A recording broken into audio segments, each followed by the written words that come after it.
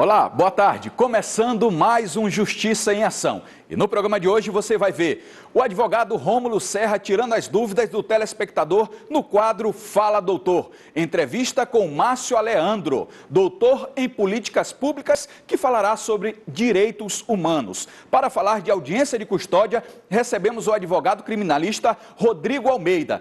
E falando sobre combate ao tráfico de drogas, recebemos o superintendente da Senarc, doutor Carlos Alessandro. Tudo isso hoje no Justiça em Ação.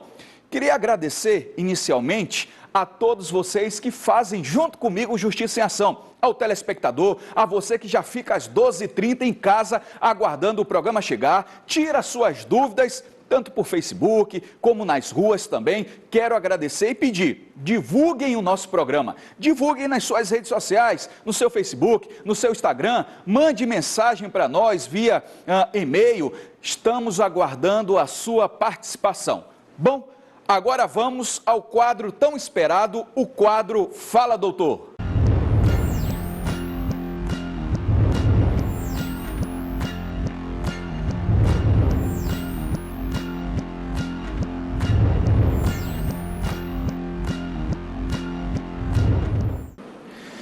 Bom, e hoje mais uma vez recebemos com muito orgulho, muita honra, o advogado Rômulo Serra, que vai tirar suas dúvidas. Você que gravou aí nas ruas, encontrou a equipe do Justiça em Ação pelas ruas, tirou sua dúvida ou mandou via Facebook. Doutor Rômulo já está aqui no estúdio. Doutor Rômulo, mais uma vez é um prazer recebê-lo junto conosco aqui no Justiça em Ação. Eu que agradeço, Fidelix, a oportunidade, espero contribuir mais uma vez.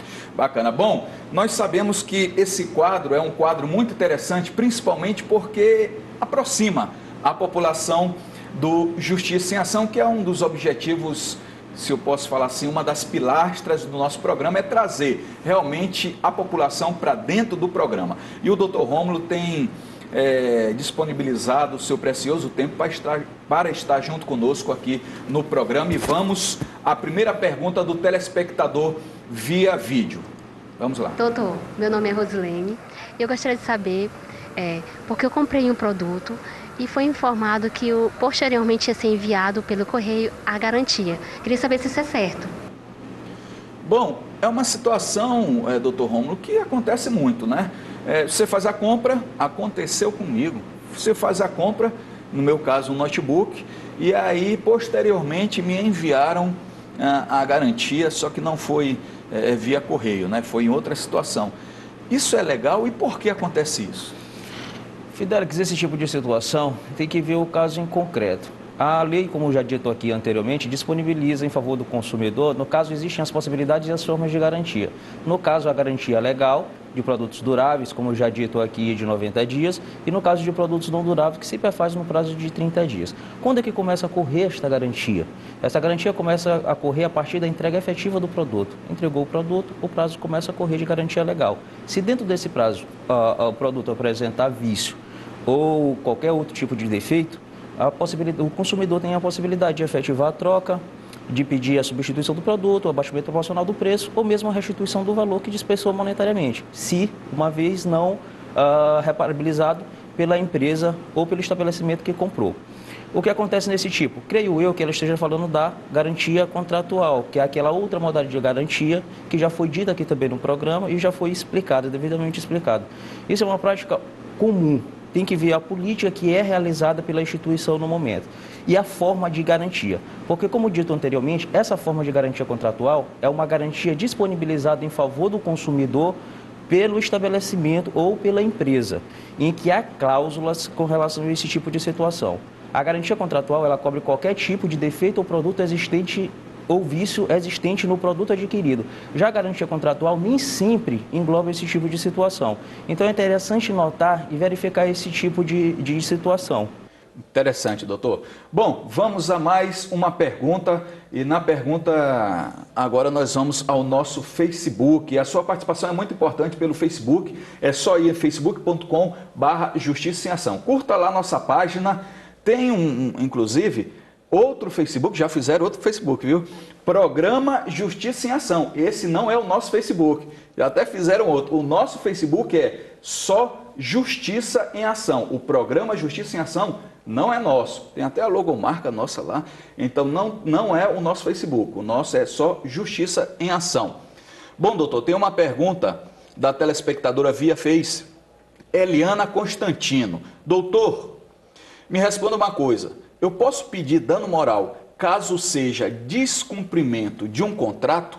Bem interessante a pergunta. Não houve o cumprimento do contrato, ela se sentiu prejudicada e quer saber se pode ter dano moral.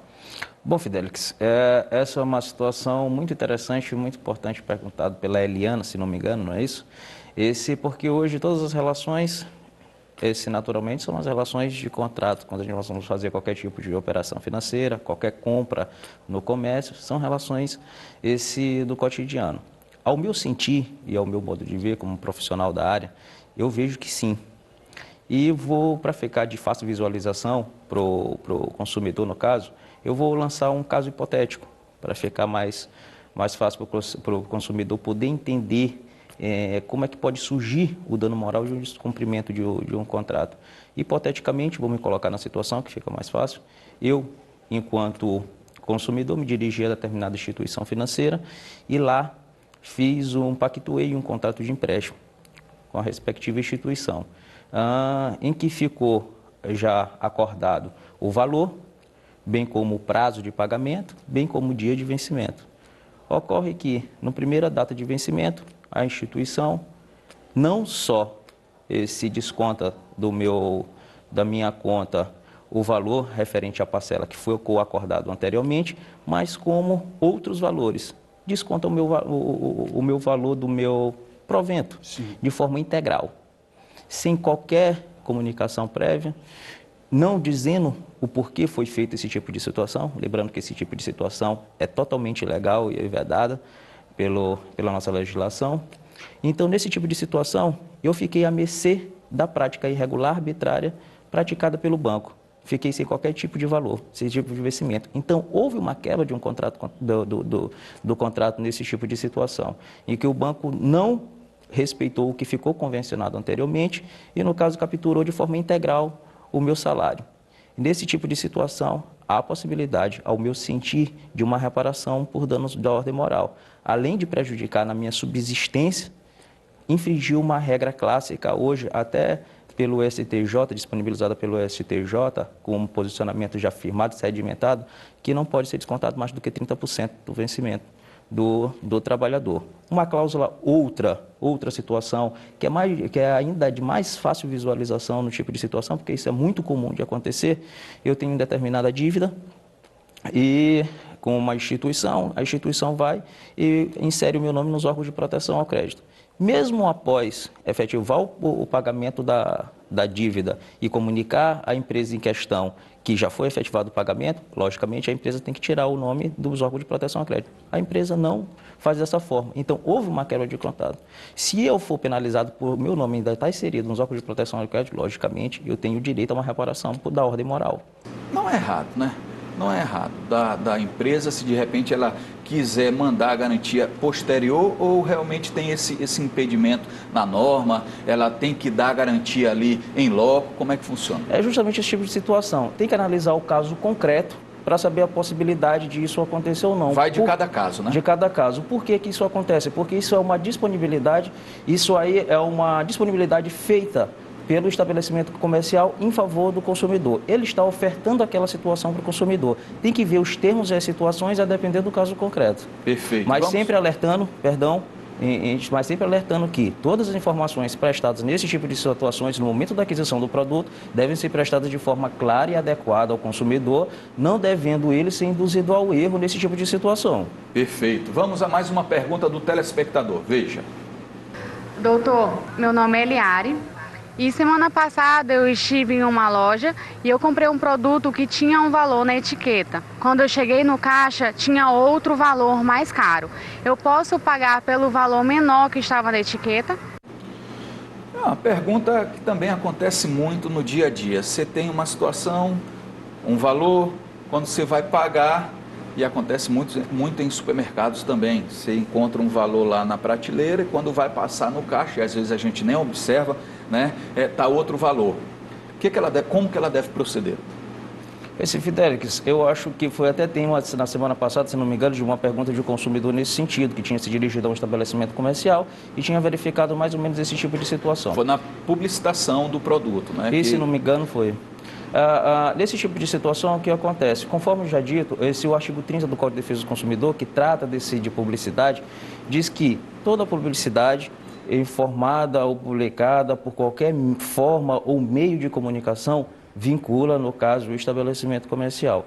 Nesse caso, conforme já dito anteriormente, se o consumidor, no momento da aquisição do bem, estiver notando que na taxa ou na etiqueta estão cobrando um valor e ao se dirigir ao caixa, efetivamente for constatado que está um valor a maior, o consumidor pode e deve exigir que o valor a ser pago seja aquele valor que está na etiqueta. Porque a questão, Rômulo, da publicitação não é só com o comercial, mas é com a exposição do valor perante o consumidor, é isso? Isso, porque como diz o próprio Código de Defesa do Consumidor, por todo meio e forma de comunicação. Então, todo meio e forma de comunicação em que for divulgado aquele valor, sendo um valor, havendo a discordância e a controvérsia com relação ao valor que está na etiqueta e o valor que está sendo cobrado no momento no caixa de efetivar o pagamento, no caso, o consumidor tem a possibilidade de fazer a solicitação de pagar o valor a menor, que é o valor que está na tarjeta, porque aquela publicidade que está sendo feita naquele momento vincula o fornecedor do serviço ou o que está cobrando com relação ao produto. Perfeito. Vamos a mais uma pergunta do telespectador. Doutor, meu nome é Alan. Eu tenho uma dúvida. Eu tenho um carnê com umas parcelas a terminar a pagar. E eu fui na loja e queria terminar de pagar essas parcelas, mas a loja disse que eu não posso, porque a empresa é outra empresa que faz essa cobrança. A loja está correta? Doutor, ele quer quitar a sua dívida, né? E a empresa impediu ele, dizendo que era outra empresa que ele procurasse. Como proceder? Bom, Fidelix, isso é um caso que, na verdade, é bem corriqueiro e do cotidiano. Muitas vezes já aconteceu do estabelecimento ou do comércio geral, em que a pessoa, instituições financeiras, dentre outros, a pessoa querendo quitar a dívida antecipadamente, ela não disponibilizar meios para que isso se efetive, ou de outro turno não se disponibilizar o favor ao abatimento proporcional dos juros que são cobrados em cima da transação realizada. Nesse tipo de situação, o que acontece? O artigo 52 do Código de Defesa do Consumidor, precisamente no parágrafo 2º, disponibiliza em favor do consumidor, em caso de quitação antecipada do valor, o abatimento total ou parcial, no caso de abatimento total ou parcial do valor do financiamento ou de qualquer outro tipo de transação, um abatimento proporcional do preço, de acordo com o valor que está sendo quitado. Então, consumidor, é dever seu exigir o abatimento dos juros, é direito seu, no caso, exigir o abatimento dos juros e é dever do estabelecimento cujo você efetivou a operação fornecer para você meios que pague com os juros abatidos proporcionalmente ao valor que você quer antecipar. Perfeito. Agora outra situação, aproveitando a deixa do telespectador, comprei um apartamento e nesse apartamento eu tenho 200 parcelas, paguei 50, restou 150. Se eu quiser pegar e pagar as 150, eu posso pedir um abatimento e ser respaldado por lei ou isso vai de acordo com a construtora? Se ela achar que tem que me dar o abatimento, ela dá. Se não, eu pago só antecipadamente o valor integral. Não, Fidelix, isso é um caso clássico do que acabamos de dizer. No caso, como tu bem disseste, tu pagaste 50 colocando você como na situação específica, e se pagaste 50, são 105, são 200 parcelas, você pagou 50 parcelas e restam ainda 150. Você está querendo liquidar as 150 parcelas. Isso. Então, o que você deve fazer? Isso é legal. Você tem o direito de exigir o abatimento proporcional das taxas dos juros que são cobrados nesse tipo de situação. E é dever da construtora, no caso na situação específica, fornecer para você, no caso, o meio para efetivar o pagamento e, além disso, proporcionar para você o abatimento proporcional dos juros que são cobrados. Isso aí, no caso, é legal. Você está respaldado juridicamente com relação a esse tipo de sentido, com base no artigo 52, parágrafo 2º do Código de Defesa do Consumidor. Perfeito. É bom tirar essas dúvidas, né? Porque é do dia a dia do telespectador. Bom, temos a pergunta do Facebook, mas eu acho que hoje não vamos responder a do Facebook, né, doutor? Porque tivemos 2 perguntas e as 2 perguntas que já tivemos agora no Facebook foram respondidas já na semana anterior. Vamos à última pergunta do telespectador nas ruas. Doutor, meu nome é Jefferson. Eu paguei uma conta numa loja e depois eu fui constatar que o valor estava muito acima do cobrado. A loja pode me devolver pode me repor esse dinheiro? É uma pergunta bem simples. Ele tinha uma conta, pagou, só que posteriormente ele percebeu que pagou a mais do que realmente era de direito pagar. E agora, como é que ele procede? Nesse caso específico, creio eu que pode até se encaixar nessa situação, a situação em concreto, porque não ficou bem claro com relação à situação específica que ele passou, mas eu creio que nesse tipo de situação cai mais ou menos naquela hipótese que nós acabamos de avançar da publicidade. Se for uma situação dessa específica em que no momento ele se dirigiu até o estabelecimento comercial, efetivou o pagamento de determinado valor e no caso visualizou que aquele valor que estava sendo cobrado era um valor menor e tem meios como provar esse tipo de situação, que o valor que ele cobrou foi um valor realmente maior do que realmente devido, ele tem como sim fazer a solicitação da restituição desse valor que foi cobrado para ele, justamente com base nesse embasamento do que eu tive aqui. Perfeito. Eu quero aproveitar o doutor Rômulo aqui no estúdio, antes de finalizar a participação, dizer, doutor, que nós estamos viabilizando para o próximo programa uma nova ferramenta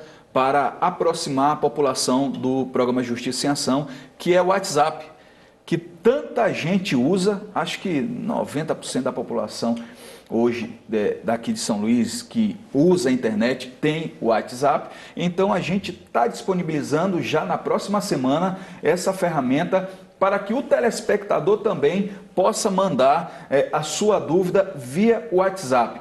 E aí eu estendo ao senhor, porque essa ferramenta vai servir principalmente para o nosso quadro, o quadro Fala Doutor. E no próximo programa já teremos essa ferramenta e o senhor se opõe de repente a responder em loco aqui as perguntas enviadas pelo telespectador via WhatsApp, pode ser? Pode ser sim, é sempre um prazer poder tirar dúvida dos telespectadores com relação aos problemas no que tange as relações de consumo.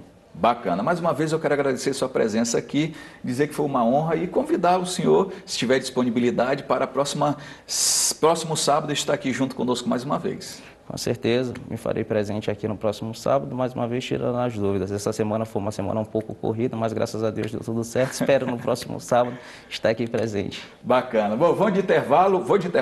Na volta tem mais Justiça em Ação.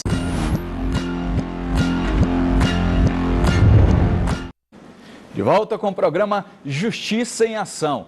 A trajetória dos direitos fundamentais evoluiu ao longo do tempo. Um dos momentos mais importantes foi a proclamação da Declaração Universal dos Direitos Humanos pela Assembleia Geral das Nações Unidas em 1948. Pela primeira vez, foi estabelecida regras válidas universalmente para todos os seres humanos. E para falar melhor do assunto, recebemos a presença do Dr. Márcio Aleandro, doutor em Políticas Públicas. Doutor Márcio, prazer estar recebendo o senhor aqui no Justiça em Ação. Deles, é uma satisfação, né? Gostaria de agradecer o convite e cumprimentar os telespectadores do programa. Bom, a gente inicialmente tem que entender a base, né? O conceito, na verdade. O que são direitos e garantias fundamentais? Bom, Fidelis, aí a questão que gira em torno dos direitos e garantias fundamentais, assim como dos direitos humanos, ela tem um aspecto histórico e um aspecto que a gente pode chamar de contextual, né? Quanto ao aspecto histórico, ela remete ao que a gente pode chamar de memória das civilizações. E o aspecto contextual é o conjunto de regras convencionado em um determinado momento, em um determinado lugar. Perfeito. Os direitos fundamentais, eles são absolutos ou prevalece aquela máxima que o povo fala, o meu direito começa quando termina o teu ou o meu termina quando começa o teu? Ou os direitos fundamentais realmente é superior a tudo isso? Não há regra, né, que se possa reconhecer que os direitos sejam absolutos. Sim. Os direitos, eles são direitos, mas em nenhum caso são absolutos, embora haja determinadas circunstâncias em que eles sejam inalienáveis, em que eles sejam disponíveis, mas absoluto é algo um pouco, vamos dizer assim, vai para além, né, da sua composição. E também não se pode dizer que o direito começa quando termina. Sim. Né? Não é esse fatiamento, é um contínuo das relações. Então, quando eu me refiro aos direitos, né, do homem, nós estamos falando de vamos dizer assim, da trajetória histórica da memória humana. Então, nós vamos aos clássicos da Grécia, nós vamos, certo, aos romanos, e do ponto de vista prático, o que se pode chamar de legado político desses direitos permite que se possa trabalhar uma das questões difíceis em relação à convivência humana, que é essa interpenetração entre as culturas, que é a questão do reconhecimento das diferenças, que é a possibilidade de participação, que é a não tirania em face do que nós poderíamos chamar aí da diversidade, até mesmo, né, nos conceitos, ou seja, né, de comunidades intermediárias, párias, ou seja, grupos que estão sendo dominados para que eles não sejam massacrados. Você impõe assim um regramento que se pressupõe universal, que se pressupõe a transcendente, ou seja, que não tem limites. Por quê? Porque reconhece elementos básicos da convivência humana, a começar pelo direito à vida, né? E a partir daí os direitos civis, sobretudo a questão específica, né, da relação que se constrói em torno da ideia de liberdade, e posteriormente, que é o que nos custa mais e é o que é mais difícil de acentuar, são os direitos políticos, a participação. Então, é muito recente esse sentimento de que, né, os direitos humanos também e dizem respeito ao direito de participação, e que é difícil você colocar isso na pauta do dia dentro de sociedades hierarquicamente definidas, em que as maiorias se impõem. Então sempre há conflitos. Bom, o senhor falou sobre a diversidade. Nós percebemos que o direito, principalmente direitos humanos, ele vem se adaptando com o tempo, né? O que é hoje aceito ou protegido de repente por esses direitos, outrora não era, como as questões homoafetivas e etc. O senhor percebe que existe efetivamente essa adaptação de acordo com o tempo? Bom, como eu falei, você tem o aspecto, né, histórico da memória da humanidade, mas tem um aspecto, né, contingencial, local, contextualizado. Então, cada sociedade em seu tempo tem ou enfrenta os seus problemas, né? Aqueles que ela própria, né, os cria, ou que são derivados, que chega até elas por outras relações, por migrações, entre outros aspectos. Quando nós nos referimos à questão desses direitos humanos, então, assim, é importante reconhecer como legado político da sociedade ocidental, né? Também é importante reconhecer que a humanidade não se restringe à sociedade ocidental. Então, nós temos os direitos humanos como legado político dessa sociedade ocidental, né? E que, em regra, pretende exatamente permitir algo que os impérios já fizeram, né? Que é permitir uma interpenetração entre culturas, ou seja, dominar um outro povo e permitir que haja ali e permitir que novas regras sejam impostas. Então, de modo geral, nós temos aí a trajetória institucional do Estado, né? E o Estado, inicialmente, ele nasce como um poder que vem de fora, né? Ou seja, ele supera o que a gente poderia chamar de direito de natureza, o direito natural. Então, por isso, a discussão sobre os direitos humanos é fortemente associada à ideia do direito natural, inalienável, e que, por isso, se pretende universal, eterno, contínuo, enquanto os direitos positivos, de modo geral, eles são perenes, eles são localizados, eles têm limites culturais, históricos. Então, o que se protegia no passado, talvez por uma questão de mudança comportamental, de reconhecimento do ponto de vista das relações e de uma voz, de uma participação, eles vão sendo, né, progressivamente alterados, né? Então, assim, em cada tempo há um ponto de conflito, em cada momento há algo que se consegue avançar ou que se retrocede, né? Não há sempre... E como está o Brasil em relação aos outros países? Eu falo isso porque nós tivemos aí, não muito recente, mas a questão da Maria da Penha, né, que ela teve alguns direitos... Tem uns 10, 11 anos, né? Isso, já há algum tempo ela teve alguns problemas e teve que recorrer a órgãos internacionais. E como está o Brasil atualmente com essa questão dos direitos humanos, visto por outros países? Bom, aí você lembra de fato um importante episódio aí nesse catálogo de direitos, né? E revela, né, um conflito histórico sobre a violência contra a mulher, a violência doméstica, que, via de regra, ela não é pontual, né? Não se pode aqui reconhecer, e talvez seja um dos primeiros aspectos que precisa ser entendido, é que a violência é parte integrante da sociedade e ela não está localizada em uma classe social, em uma fatia, em uma localidade. Ou seja, as relações são violentas, as pessoas, de modo geral, ora são movidas por sentimentos de ganância, de inveja, e isso imprime, né, nas relações, de fato, conflitos. Então, eu tenho observado, a gente tem alcançado, pelo menos tem enfrentado problemas históricos, né, e a Maria da Penha é um deles, assim como é a questão da homoafetividade, certo, o direito de relacionamento. Por quê? Porque, embora, né, esse reconhecimento ele tenha, no caso da Maria da Penha, aqui em 2006, né, no caso da relação homoafetiva, a origem está na mudança do Código Civil em 2002, mas, do ponto de vista prático, as práticas, elas são anteriores. Então, assim, desde o registro do Brasil colônias, tem relações de homoafetividade. Só muito tardiamente se reconhece o direito a tutela, né, dessa relação homoafetiva. Então, acho que é como se a gente estivesse percebendo que a velocidade com que as coisas acontecem, nem sempre ela é a mesma velocidade com que o direito consegue absorver esses comandos e, da mesma forma, à medida em que o direito também pretende mudar os comportamentos sociais, ele não acontece na mesma velocidade em que se consegue mudar a lei.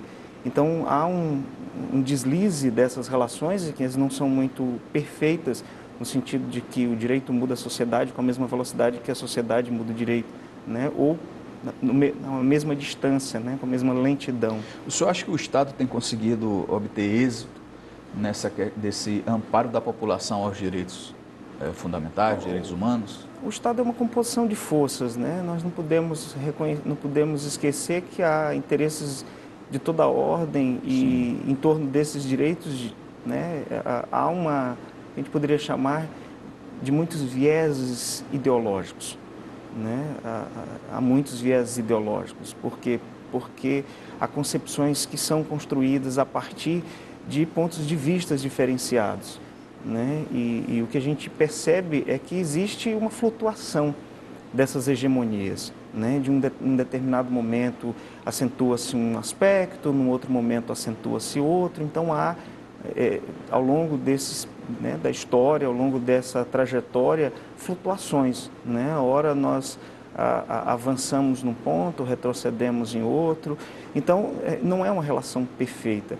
E o Estado, ele, sob determinados aspectos, ele reflete o que a gente poderia chamar de governo, um conjunto de indivíduos que, por sua vez, estão aí capitaneando, estão à frente de um processo político, institucional, ideológico, e também reflete a vontade social e a capacidade de organização da sociedade civil, principalmente no exercício de suas liberdades e, mais recentemente, nesse anseio de participação política, de tomada de decisão, que é algo que não se pode mais frear. Então, parece que o tempo agora, na superação das questões jus-privatistas, ou seja, ainda do direito natural, da sociedade civil, agora nós estamos enfrentando a necessidade de adequação ao direito público no plano da participação política. Então, todo mundo quer uma fatia, todo mundo quer uma palavra. Verdade. Bom, estou aqui com o seu livro, Violência e Segurança Pública, as relações entre polícia e sociedade, do Dr. Márcio. Queria que o senhor falasse um pouquinho do livro e já agradecendo pelo presente. Fidelis, essa obra, ela é resultado dos estudos que foram feitos no período do curso de mestrado, e eu me dediquei exatamente à necessidade de compreender as mudanças. A época, o trabalho foi iniciado em torno do ano de 2005, então ele tem aí 10 anos de estudo, que foram, somente agora estão sendo tornados públicos, em compreender a dinâmica das transformações em torno das novas orientações da atividade policial, Então, foi um trabalho que eu iniciei no mestrado, mas concluí no doutorado. O texto segue, porque essa é a primeira parte do estudo, em 2005, 2006, então, verificando as mudanças quanto ao padrão de policiamento, A ideia de um policiamento comunitário, como que seria esse policiamento comunitário, o que mudou em torno das práticas, dos discursos, como é que a própria a rotina da atividade policial e a interface com a sociedade, ela poderia ser, então, em que medida ela foi transformada com essas questões. Perfeito. Quero agradecer sua presença e dizer que o programa está honrado em tê-lo aqui. Bom, eu só tenho a agradecer também, certo? Cumprimentar os telespectadores e fico à disposição quando for necessário. Vou de intervalo, na volta tem mais Justiça em Ação.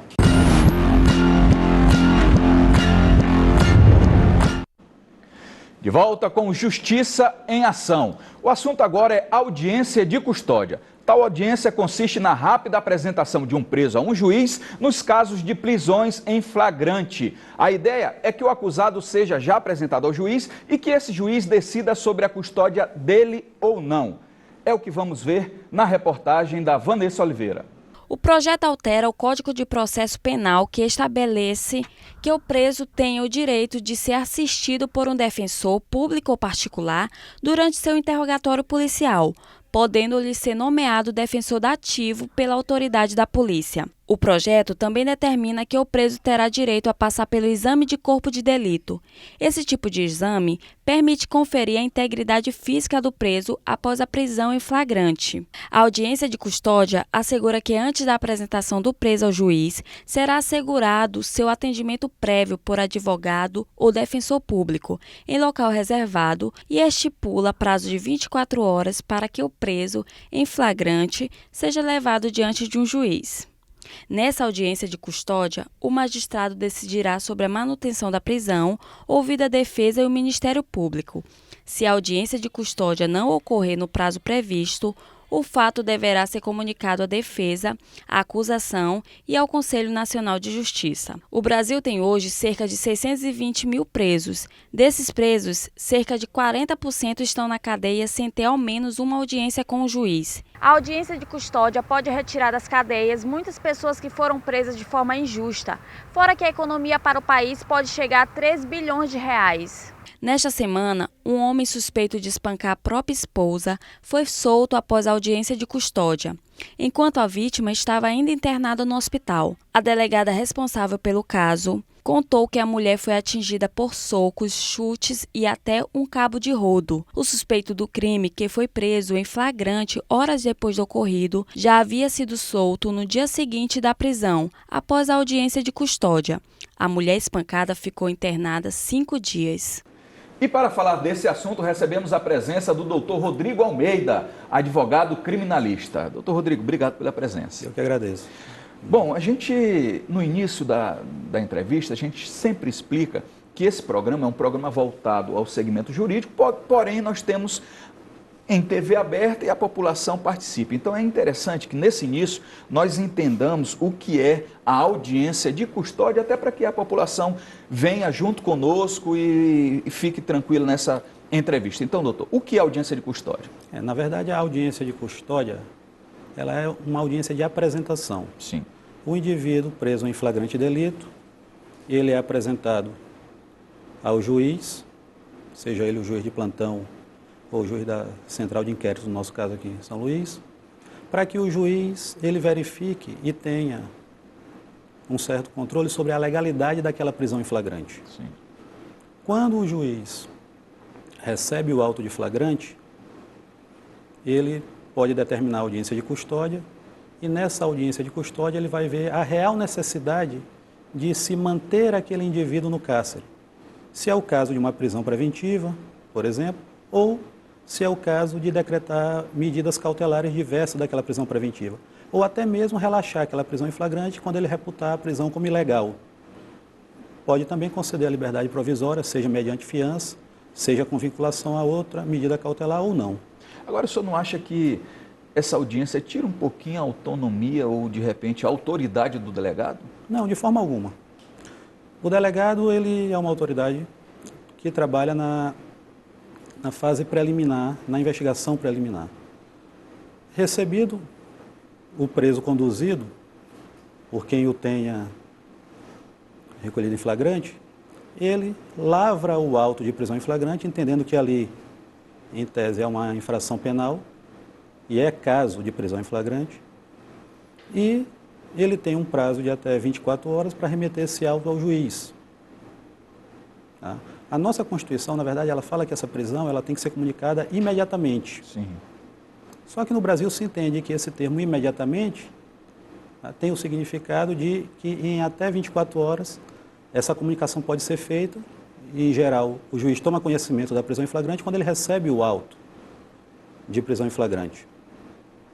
Então eu não vejo assim como a audiência de custódia tiraria a autonomia do delegado de polícia. A audiência de custódia, na minha visão, é um direito da pessoa, é um direito consagrado na Convenção Americana de Direitos Humanos, no artigo 7º, item 5, e esta convenção foi incorporada ao nosso ordenamento jurídico como norma supralegal, segundo o Supremo Tribunal Federal, tá? Está acima de lei ordinária, lei complementar, apenas na escala hierárquica abaixo da Constituição. E quais são os resultados possíveis dessa audiência de custódia para o preso?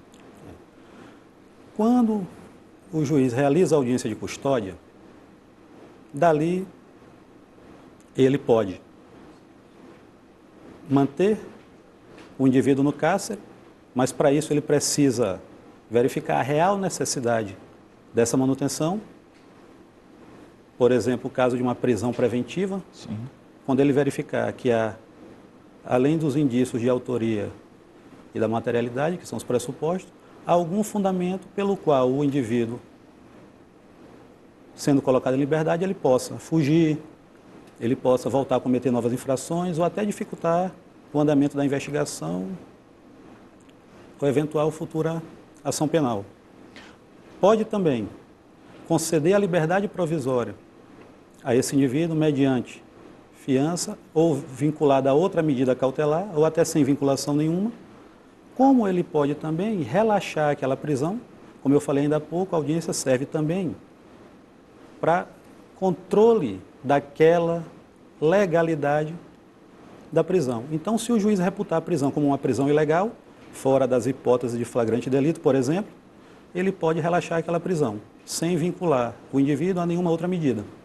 Agora, o senhor não acha que a população, um senso comum, essa população não traz sobre si uma sensação de impunidade? E eu falo no dia a dia, ali na rua, enfim, se ela vê que o cidadão foi preso e no outro dia está solto, não acha que levanta de repente uma bandeira da impunidade no meio da sociedade? Na verdade, a audiência de custódia ela é vista no geral. Sim. E aí eu falo da população em geral, tá? Com esse sentimento que, bem ou mal, se gera na população de impunidade. O indivíduo foi preso na segunda-feira, na quarta-feira ele já está solto. Tá? Isso, em geral, é passado para a população. Mas, na verdade, a audiência de custódia, ela é uma forma de garantir direitos não só daquele indivíduo. Aquele indivíduo ele está no caso concreto ali naquela situação, mas ela serve para todos. Sim. Tá? E nós temos a cultura, e essa é uma cultura geral, em pensar a prática de crimes, o direito penal só para terceiro e não para a gente. E nessa cultura, nós acabamos tendo essa visão equivocada de alguns institutos do processo penal brasileiro, dentre eles a audiência de custódia, que tem sido muito criticada, muitas das críticas sem razão, uma vez que a audiência de custódia ela é um direito que tem que ser dado àquela pessoa presa em flagrante delito. E digo mais, não só em flagrante. tá? Ela pode ser realizada também para quem se encontra preso temporário ou preventivamente. Entendi. Nós temos um vídeo, doutor Rodrigo, do Daniel. Daniel foi o primeiro preso a ser contemplado pela audiência de custódia no Rio de Janeiro. Eu queria apresentar à população o vídeo do Daniel. Veja.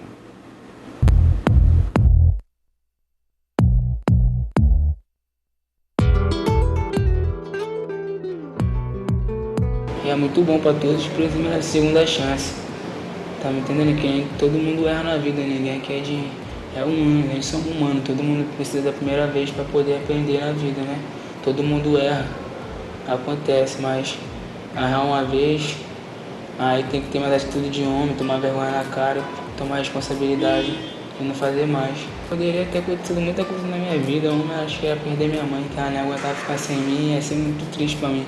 Eu não sei se ia aguentar também, entendeu? Naqueles lugares lá que nenhum ser humano precisa estar lá dentro, certo? Mas é ali, né? Brasil, sabe como é que é assim mesmo.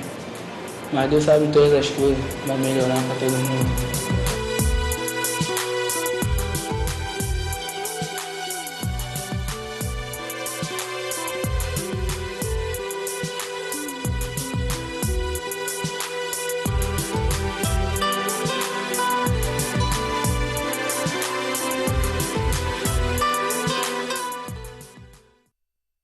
O Daniel é um bom exemplo do que, na verdade, do bom funcionamento da audiência de custódia, né? Como nós podemos observar aí no vídeo, ele vem se recuperando, buscando realmente a melhoria. Como ele falou, quem não erra, né? E de repente, nessa audiência de custódia, é uma possibilidade a mais de ele também reconhecer o seu erro, né?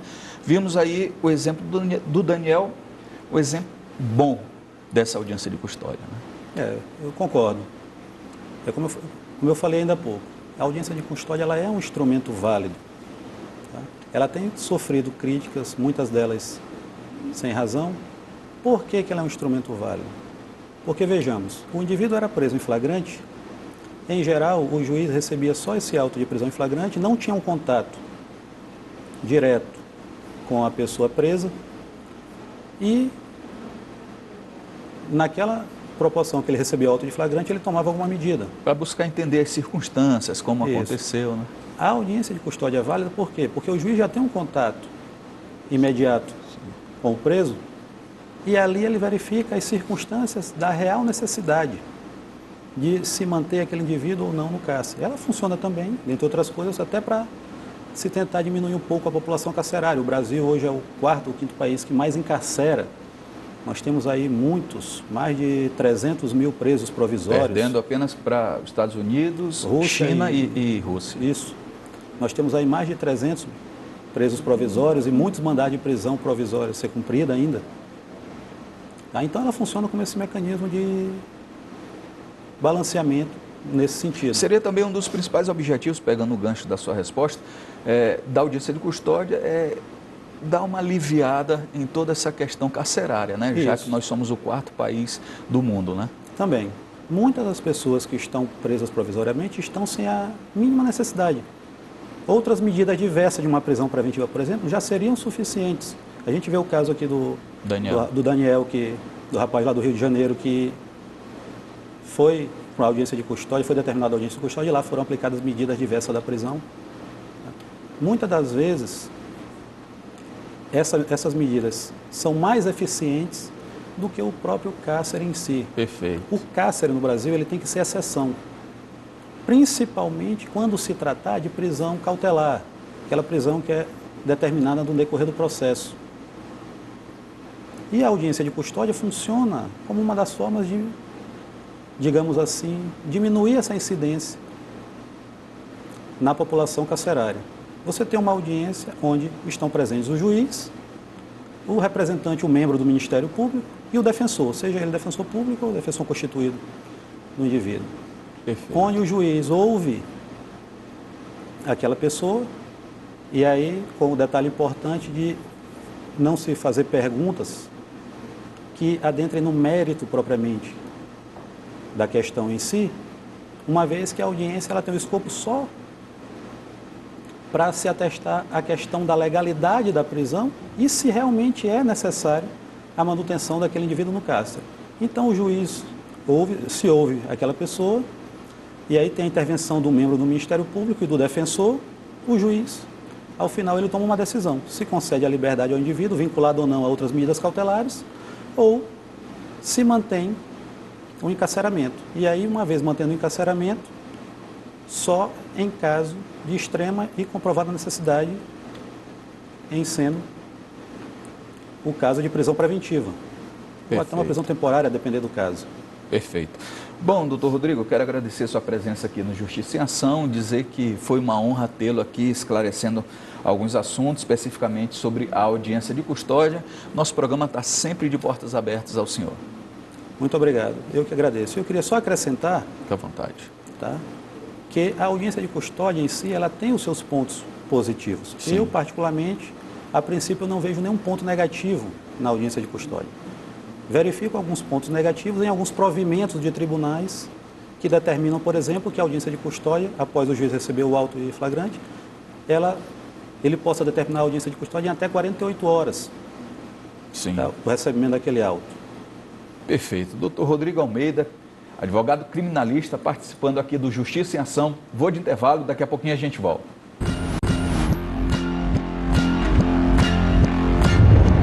De volta com Justiça em Ação.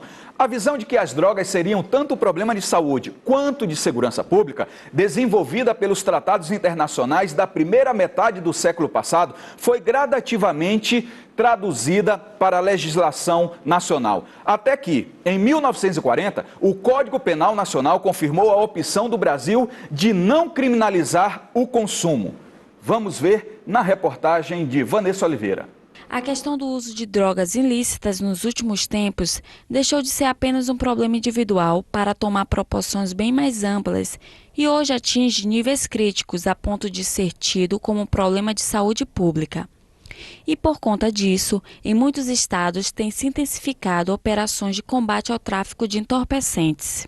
No Maranhão, de 2015 a 2016, um total de 14 toneladas de drogas diversas foi apreendida pela Secretaria de Estado de Segurança Pública, através da Polícia Civil. Deste total, mais de 90% corresponde à maconha. Caso fosse distribuído no mercado, este volume geraria mais de 32 milhões ao tráfico. Resultado que supera significativamente os números do ano de 2014, quando 2.000 toneladas de drogas foram apreendidas e destruídas. A maconha é a droga mais apreendida em todo o estado. Aqui em São Luís, os maiores pontos de vendas dessa mercadoria estão localizados em bairros periféricos da cidade. Em 2016, correspondeu a aproximadamente 90% do total, 10,2 toneladas. As demais espécies de droga, cocaína, crack e outros, somaram cerca de 800 quilos. A partir da implantação da Superintendência Estadual de Repressão ao Narcotráfico, o SENARC, em agosto de 2015, as apreensões tiveram um aumento relevante. O trabalho de combate ao tráfico ficou mais qualificado e focado no traficante distribuidor, o que abastece o mercado. A criação do canal de denúncias via WhatsApp, de número 991634899, que funciona todos os dias 24 horas, se soma às medidas da Secretaria de Segurança Pública para potencializar as ações de combate ao tráfico de drogas. Já neste ano, uma das ações policiais relevante ao combate ao tráfico e que representa a maior apreensão de drogas da história do Maranhão, ocorreu em janeiro, quando mais de 2.300 toneladas de maconha foram apreendidas em operação conjunta da Polícia Civil e Polícia Militar. A Polícia Civil apresentou na manhã desta última quarta-feira 2 pessoas envolvidas com o tráfico de entorpecentes aqui em São Luís. Mais informações com a repórter Vanessa Oliveira. Ficando as ações positivas da Polícia Civil no combate ao tráfico de entorpecente, a Secretaria de Segurança Pública apresentou nesta semana uma dupla com mais de 12 tabletes de crack, uma quantia avaliada em mais de R$200 mil. José de Ribamar Pimenta Barros e Alessandra Pinheiro Lopes estavam no bairro do Pão de Açúcar. Após ouvidos na SENARC, eles foram autuados em flagrante delito pelo crime de tráfico de entorpecentes. Com os acusados foram apreendidos 12 tabletes de crack, 58 involucros da mesma substância e uma balança de precisão. As investigações que levaram à prisão do casal iniciaram por conta de várias denúncias pelo aplicativo do WhatsApp. Os entorpecentes comercializados, principalmente o conhecido como crack, vem gerando destruição das famílias, pois ele é uma droga das mais destrutivas no mercado de entorpecentes. Bom, esse foi o programa Justiça em Ação de hoje. Quero agradecer a sua audiência, mas antes lembrar você para curtir as nossas redes sociais. Nós temos o nosso Face, nossa fanpage, curta Justiça em Ação. E também o nosso Instagram, @Justiça em Ação. Sábado que vem estaremos de volta com mais um programa a partir das 12h30. Todos os sábados, aqui na TV Guará. Até lá.